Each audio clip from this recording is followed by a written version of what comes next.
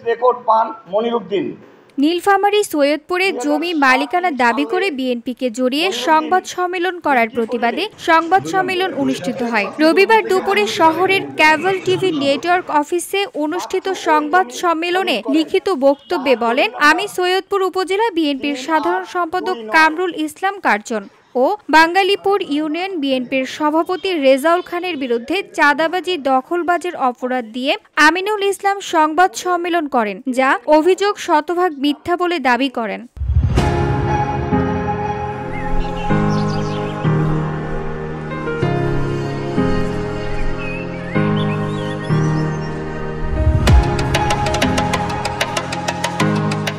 সংবাদ সম্মেলনে আরও বলা হয়, সিএস ও এসএ রেকর্ডীয় মূল মালিক পাতলি বার্মনের কাছে যেসব ক্রেতা জমি কিনেন, সেসব ক্রেতাদের কাছ থেকে জমি কিনে দোকান নির্মাণ করে বিগত 18 বছর ধরে ভোগ দখলে আছে রেজা খান। অথচ আমিনুল ইসলাম ভুয়া মালিকানা দাবি করে হঠাৎ করে 27 সেপ্টেম্বর ঘটনাস্থলে গিয়ে জমির মালিকানা দাবি করে। এই নিয়ে বিবাদ ঘটলে পুলিশ ঘটনাস্থলে যায় এবং পরিস্থিতি নিয়ন্ত্রণে আনে। পরে স্থানীয় বিশিষ্টজনেরা আপোষের চেষ্টা করেও আমিনুল ইসলামের অসহযোগিতার কারণে তা ব্যর্থ হয়। 2007 সালে মনিরুদ্দিন বিক্রি করিলে বাচ্চু ওই জমি খরিদ করেন, যাহার দলিল নম্বর 3829।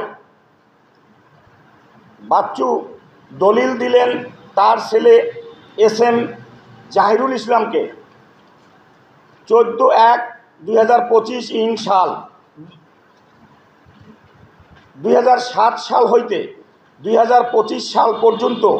এদিনের সম্মেলনে অন্যদের মধ্যে উপস্থিত ছিলেন উপজেলা বিএনপির সহসভাপতি আলমগীর হোসেন, জেলা স্বেচ্ছাসেবক দলের সদস্য সচিব শফিকুল ইসলাম বাবু, বিশিষ্টজন আজিজুল ইসলাম সহ অন্যান্যরা। ওই জমি খরিদ করেন।